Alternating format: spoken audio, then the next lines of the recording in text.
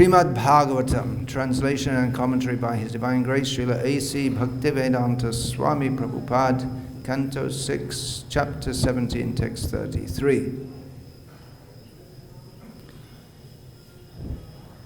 Up to 6:50. It's pretty. 7 o'clock. Okay. Na. He. Asya. Asti. Priyaha. Kaschit. Na. Apriyaha. Svaha. Paraha. Api. Va. Atmatvat. Sarva Bhutanam Sarva Bhuta Priyaha Harihi Nahyasyasti Priya Kaschin Na Priya Sva Paropiva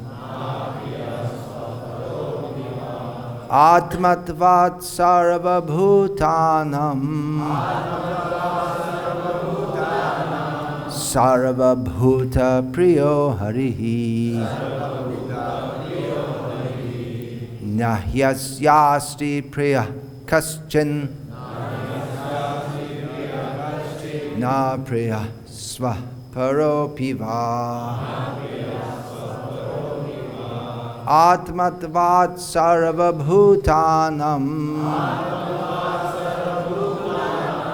sarva bhuta priyo harihi Na, not he, indeed, asya, of the Lord, asti, there is, priyaha, very dear, kaschit, anyone, na, nor, apriyaha, not dear, svaha, own, paraha, other, api, even, va, or, atmatvat, due to being the soul of the soul, sarva bhutanam, of all living entities, sarva bhuta, to all living entities, priyaha, very, very dear, harihi, Lord Hari. Translation, he, this is referring to the Supreme Personality of Godhead, he holds no one as very dear and no one as inimical. He has no one for his own relative and no one is alien to him. He is actually the soul of all living entities. Thus, he is the auspicious friend of all living beings and is very near and dear to all of them. Purport, the Supreme Personality of Godhead in his second feature is the supersoul of all living entities. As oneself is extremely dear, the superself of the self is still more dear. No one can be the enemy of the friendly superself who is equal to everyone. Relationships of dearness or enmity between the Supreme Lord and the living beings are due to the intervention of the illusory energy. Because the three modes of material nature intervene between the Lord and the living beings, these different relationships appear. Actually, the living entity in his pure condition is always very near and dear to the Lord, and the Lord is dear to him. There is no question of partiality or enmity. Om Jnana Timirandhasya Jnananjana Shalakaya Chakshurin Militam Yena Tasmai Shri Gurave Namaha Nama Shreshtham Manamapi Shachiputra Matra Surupam Rupam Tasyagrajam Urupurim Mathurim Goshtavatim Radha Kundam Girivaramaho Radhika Madhavasham Prapto Yasya Pratita Kripaya Shri Gurum Tam Natosmi Vandeham Shri Guru Shri Ataf Parakamalam Shri Gurun Vaishnavanscha Shri Rupam Sagrajatam Sahagana Raghunatan Vitam Tam Sajivam Sadvaitam Savadhutam Parijana Sahitam Krishna Chaitanya Devam Shri Radha Krishna Pada Sahagana Lalita Shri Vishakha Vitam Scha Hare Krishna Krishna Krishna Hare Hare Hare Rama Rama Rama Hare Hare.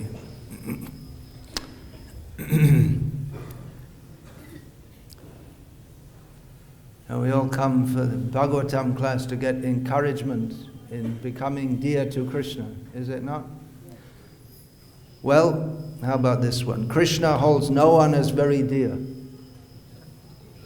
There you go, that's the translation. Krishna doesn't think of anyone as very dear, so you can go back to Delhi and sit in the smog and be miserable if you came from Delhi. What is all this about? Krishna holds no one as very dear.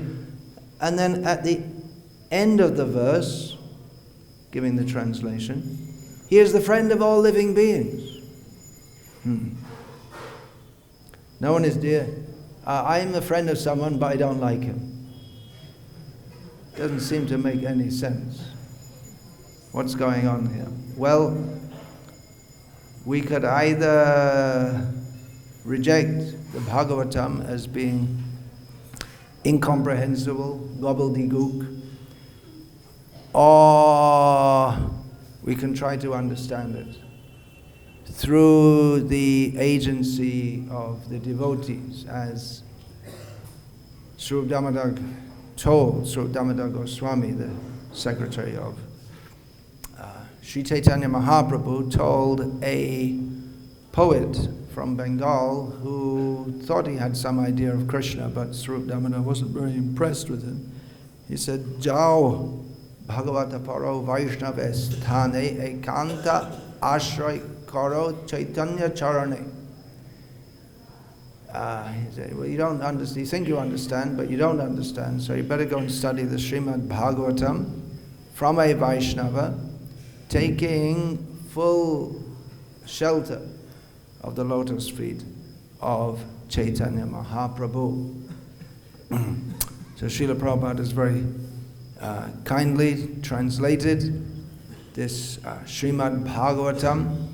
The concepts here are quite foreign to the concept of God as described in the Srimad Bhagavatam is in many ways foreign to that of the Western people who were, during Srila Prabhupada's manifest presence, the main audience for Srila Prabhupada's books. There's a general idea in the Western world that there is a God.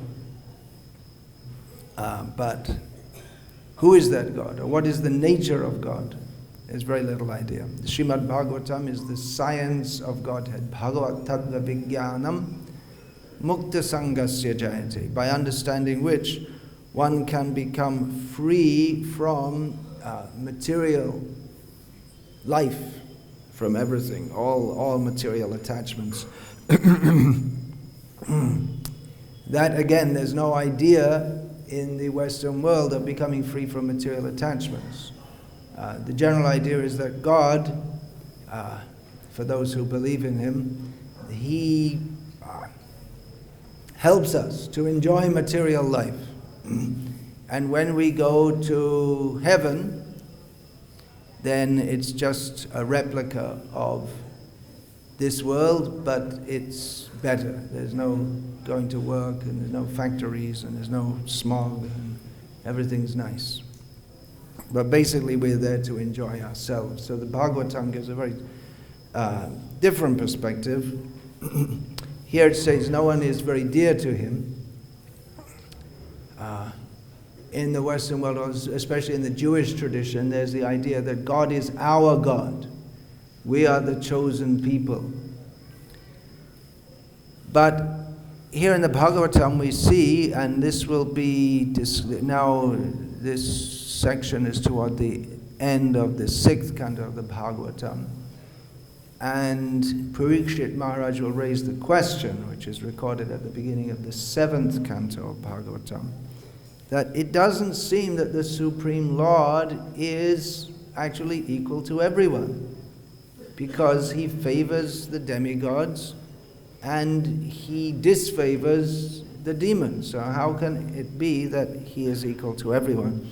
So it appears to be very important to the followers of Vedic culture that the Supreme Lord is equal to everyone. He is the Supreme Brahman, from Yatova imani bhutani jayante, from whom all living beings and everything that is comes. So how can he be partial to one? How can he favor one over the other? If it's accepted that the Supreme Lord is the Supreme Father of everyone, the source of everyone. Aham bija, what is this? Bija pradapita.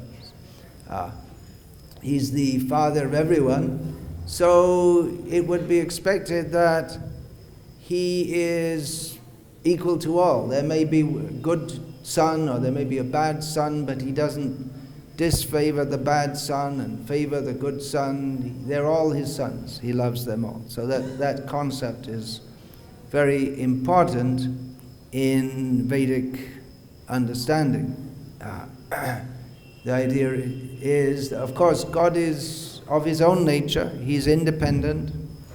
We can't dictate how he is.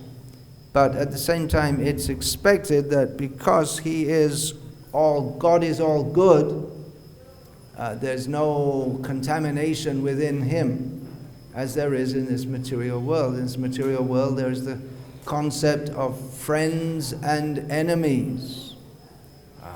This person is my friend because he acts in a way that is conducive for my promoting my sense gratification. This person is my enemy because he's a competitor in my sense gratification. But the Supreme Lord, by his character, he is above that. He doesn't have such petty feelings. And another reason is that anyway, he's got nothing to gain from anyone. Kuch lena dena nahi kisi se. He has nothing to gain from anyone, nothing to do. He's self-sufficient. He's Atmaram. He's fully satisfied in himself.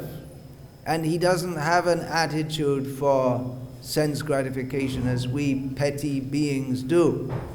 So he must be equal to everyone. Otherwise we can't accept such a person as God. It's expected that the ultimate reality is all good, so there can't be such petty motives within him. Then the question comes up, Parikshit Maharaj asks that, how is it that he favors, it's specifically stated, Indrari vyakalam lokam hridayanti yuga yuga. He comes to particularly to favor the demigods.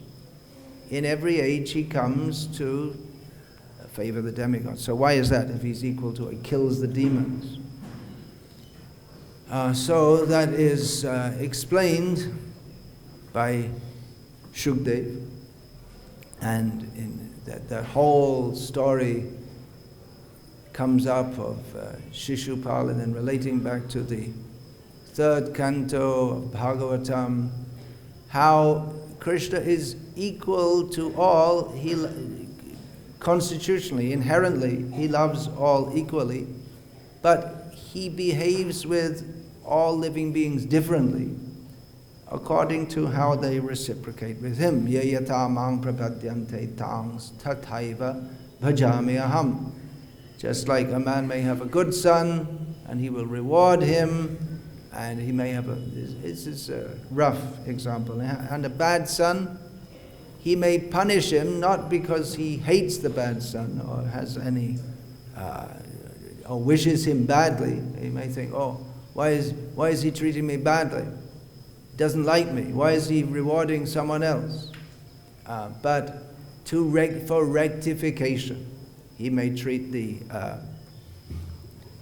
the bad son, the misbehaving son, in a way that the badly behaving son thinks that my father doesn't like me, but that's a misconception. And also to protect the good sons from the bad sons, just like there's a jail, as Srila Prabhupada sometimes gave the example, that when the government builds a new city, they'll make a jail also. Why should they make a jail? There are no criminals yet. But it's understood that there are criminals in human society, so a jail will be required. So what is the purpose of the jail? For punishment? That punishment should be for rectification. In America, they call the jails, what do they call them? Rectification? Reformatory center. They have euphemisms for everything. Reformatory center, it means a jail. And another reason is to keep the baddies away from the goodies, because the goodies want to be good. The good people want to be good among themselves. Recently, about a year or two ago, in America, the parole petition came up for Charles Manson, who is a notorious murderer in California. So the people, no way. He was famous when we were young. He was chanting Hare Krishna also, wasn't he, when he was killing people? That came up. I seem to remember. So there was an outcry. He cannot be given parole. We don't want him. And then he's going to start killing people again. So the purpose of the jail also is to prevent the bad people from doing bad things to good people, so the good people can get on with their life of sense gratification in the material world.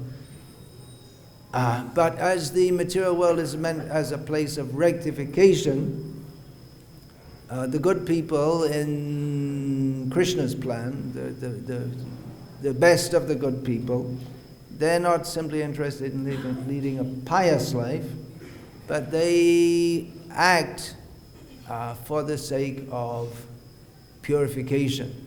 Yoginam karma kurvanti. What's the next line? Atma shuddhaya. They act, everything they do for the purpose of purification. So, but if there are bad people around, it becomes very difficult. In the 7th canto, we also have the narration of Hiranyakashipu, who told all his cohorts, go out and kill all the people who are performing yagyas and reciting the Vedas, kill them all. And then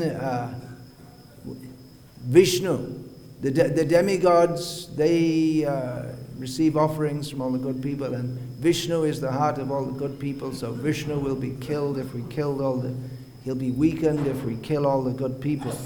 So if there are despots like Hiranyakashipu ruling, then there can be no peace in society for people to prosecute activities of purification.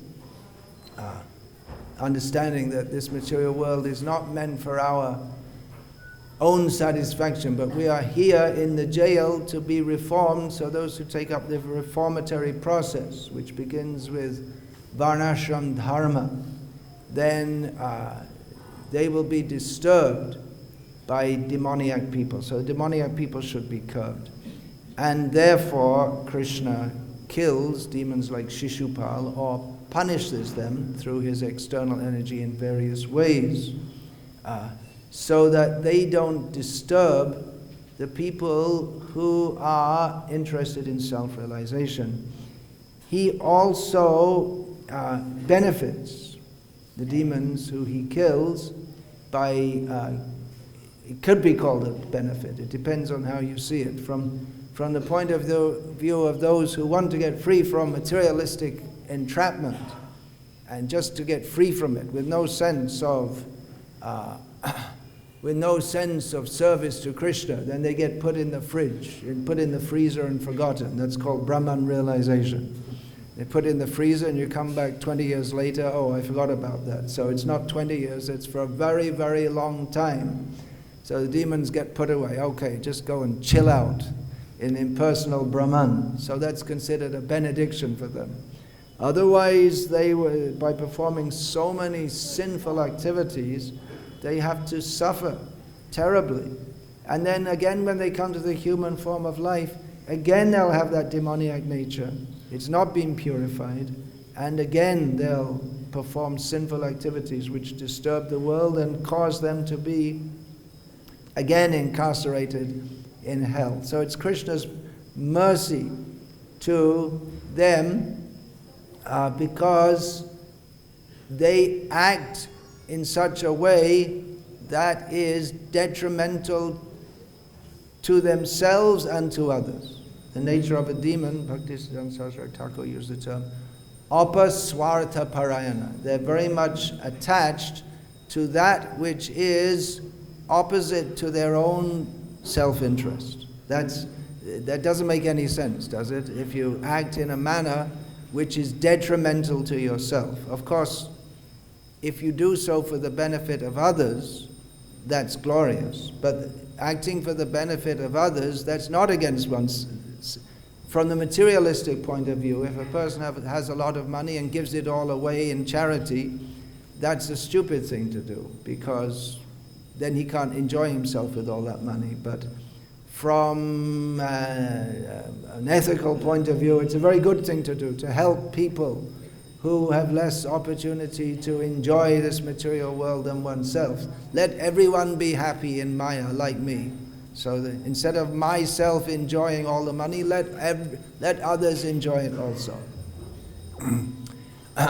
But one who has a materialistic outlook, that I want, Ishvaroham Maham Bhogi, I want to control this place, I want to enjoy it. That very mentality is against his self-interest. This materialistic people, they cannot understand. It seems to them just natural that everyone should try to enjoy themselves. Why do you need to believe in God? Just enjoy yourself. Eat, sleep, drink, be merry, and enjoy, for tomorrow we shall all be dead. Or those who are religious. Practically, in one sense, there's not much difference between those who are religious and those who are irreligious. They both want to enjoy themselves. But one party says, well, there's no need to believe in God. We can just enjoy ourselves without any God.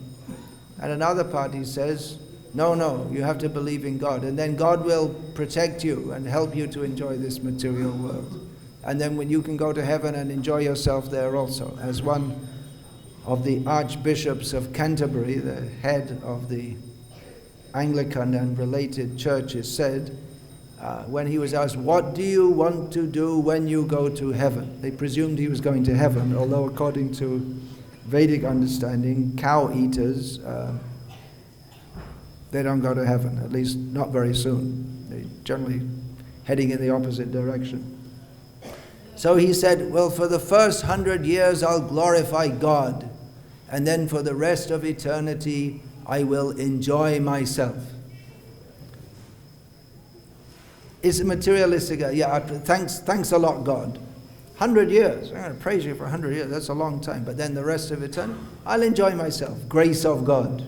I might offer him a candle every Christmas, something like that. But basically I'll be enjoying myself. Very, very different understanding to that given here in the Bhagavatam. That we are not the enjoyers. It's against our own self-interest to think that we are the enjoyers. Krishna is the enjoyer of everything. Slave mentality. We are meant for his pleasure. Not that he is meant for our pleasure. But his nature is so kind that he gives himself. He's a very nice person, actually, even though it says here, he holds no one as very dear. That's philosophical outlook that he doesn't favor anyone over anyone else. Of course, this brings to mind the Gita verse, Samohang sarva bhuteshu name dveshosti na priyaha. That Krishna says, I'm equal to everyone. I don't hate anyone. I don't love anyone. But of course, before this, Krishna has said to Arjuna, Bhaktosi me sakha cheti rahasyam hi etad. You are my devotee and my friend, and therefore I'm speaking this mystery to you. And then he says, well, actually, I don't hold anyone very dear. So, actually, you're not very dear. It's just like you may consider a man and a wife, they're living very nicely together, you can imagine. And after years and years, the man says, actually, I don't love you. As Krishna said to Rukmini, and she became devastated. I thought you loved me. You don't love me. Oh. So, what is the meaning here? Well, that comes in the next line. Ye bhajanti tumam bhaktya maite teshu chapyaham. But if someone approaches me in love, Krishna reciprocates.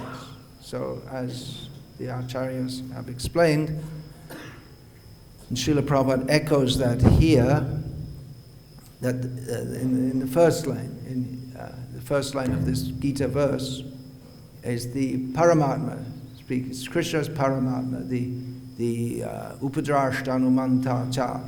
He is the witness of everything. And he allows. Okay, you did so many pious activities. Okay, you go and dance in heaven with the apsaras for so many years. And you did sinful activities. Okay, you go and see my devotee Yamaraj, she's down there.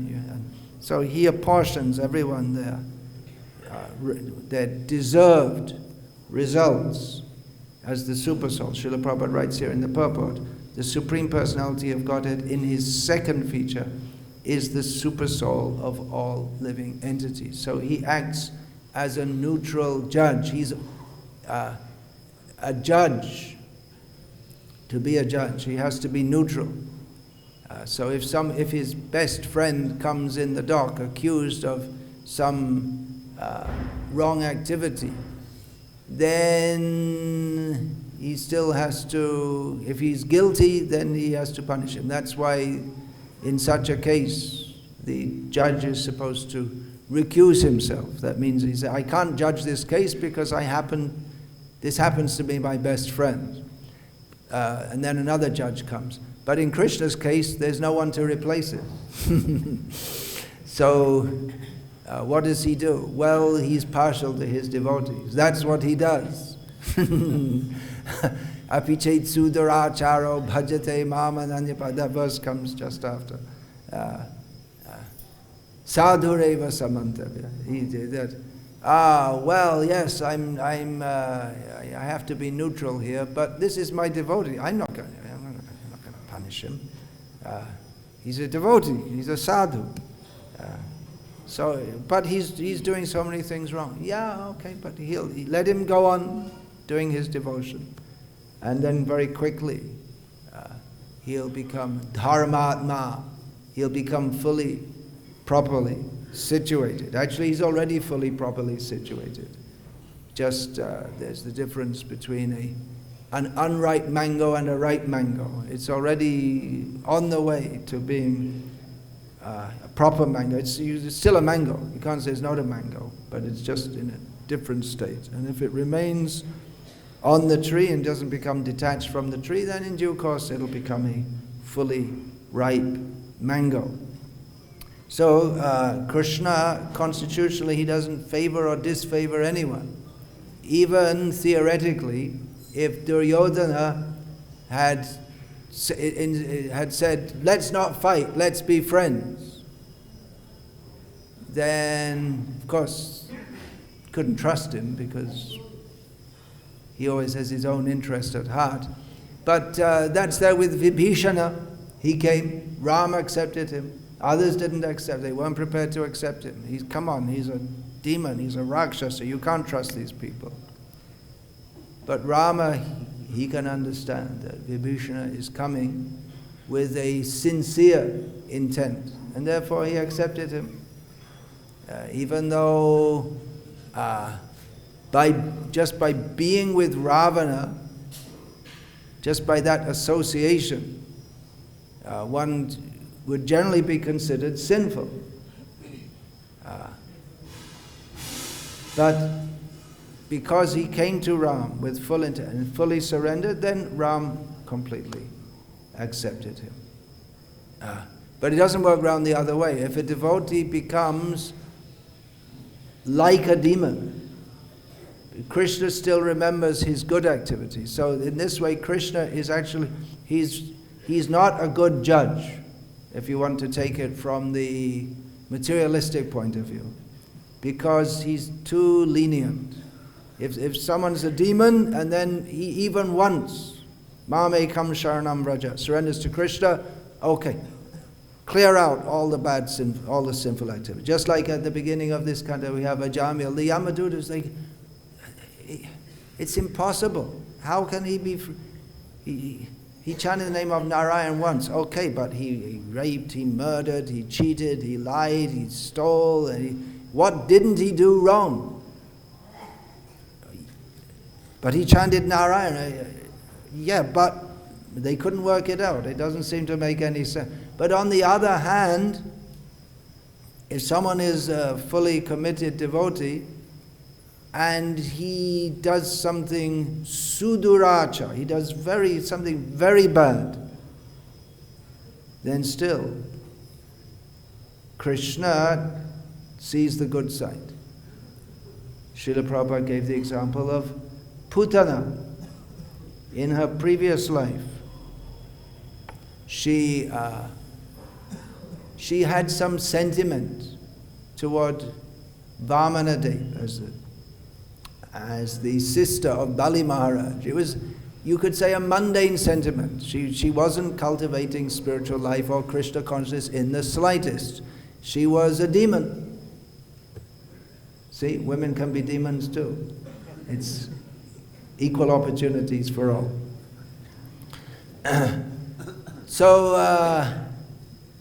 But when she saw Vamana, she had some natural affection. You may wonder, how can a demon have natural affection? The Hiranyakashipu also had natural affection for Prahlad. He thought, oh, my nice boy, he's being trained to be such a good demon like me, and together, when he's a bit grown up, we'll go together and harass all the universe together. Oh, what a nice boy.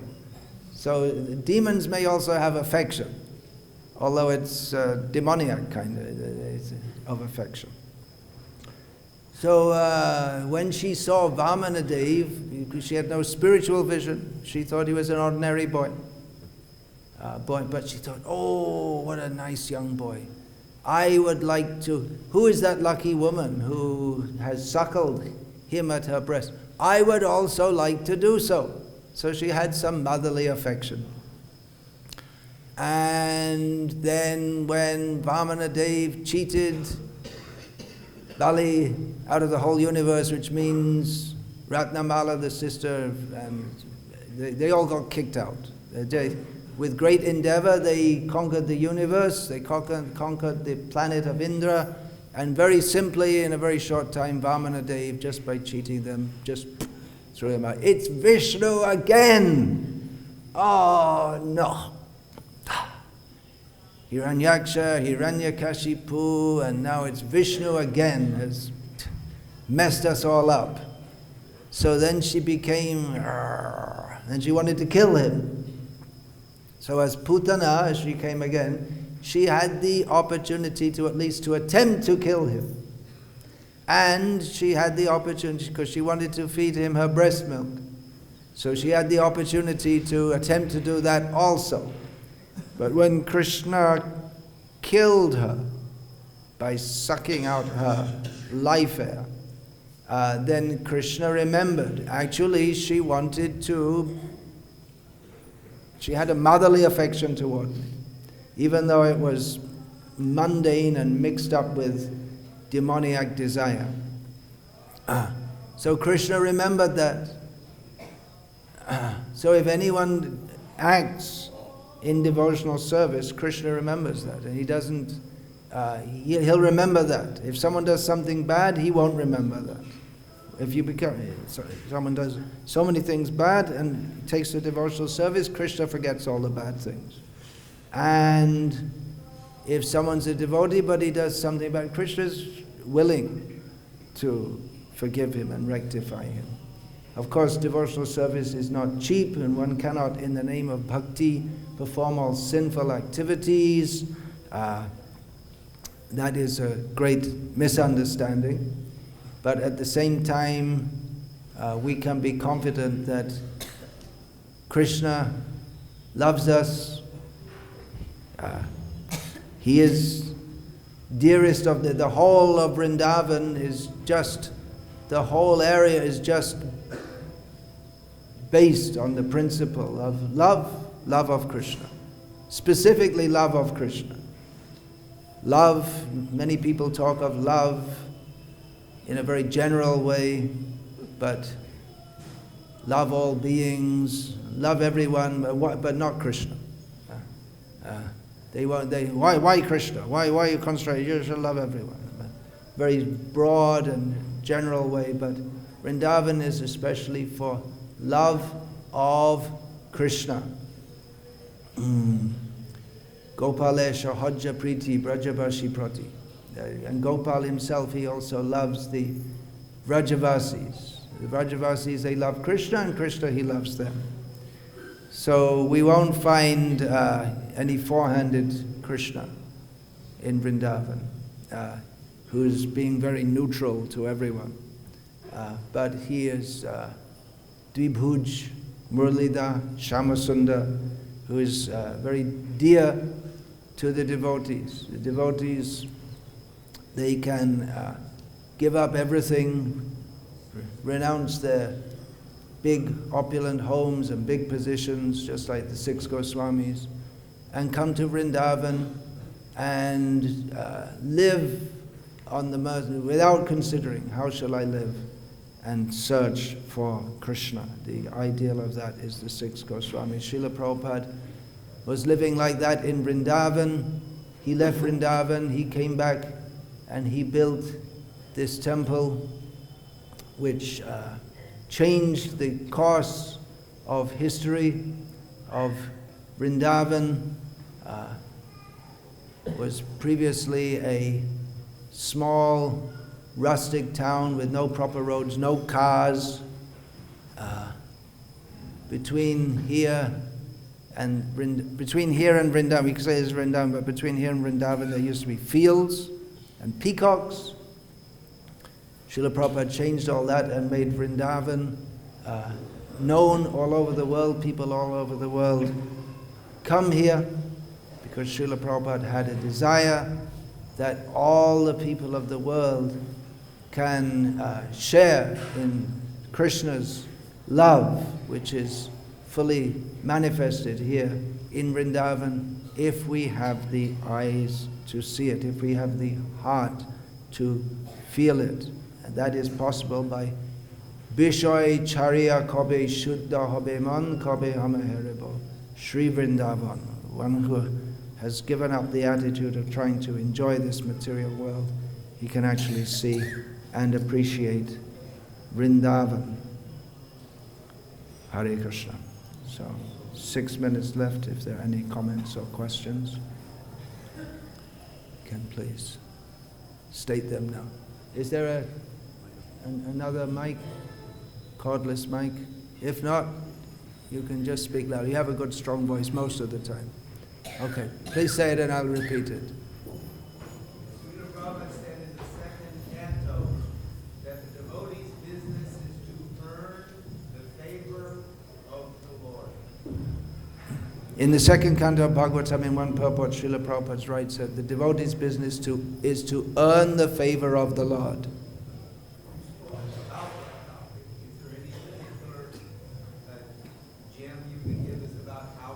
Is there any gem I can give about how to earn the favor of the Lord?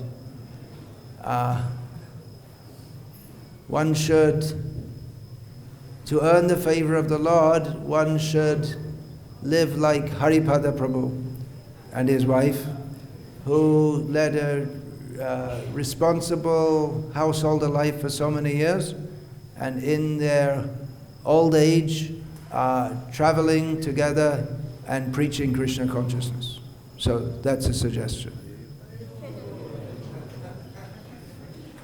Got ya. Anything else?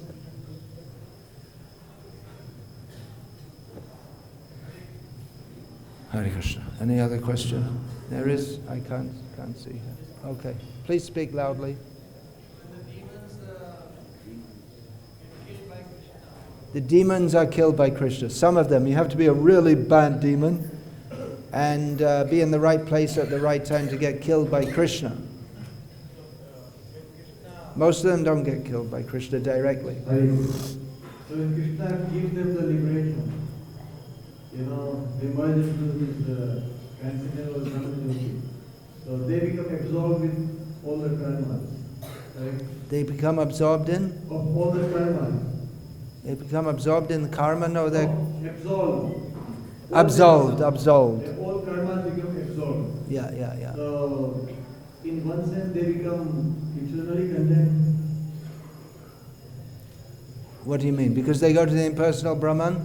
Yeah, in one sense they become eternally condemned. That's stated in one verse which is quoted in the Chaitanya Charitamrita, that the attainment of impersonal liberation is the same as what the demons get for being killed. It's not a, as Srila Prabhupada wrote when he was asked about, does the jiva fall from the Brahma-jyoti or from the spiritual world? Prabhupada said the Brahma-jyoti is already a fallen condition.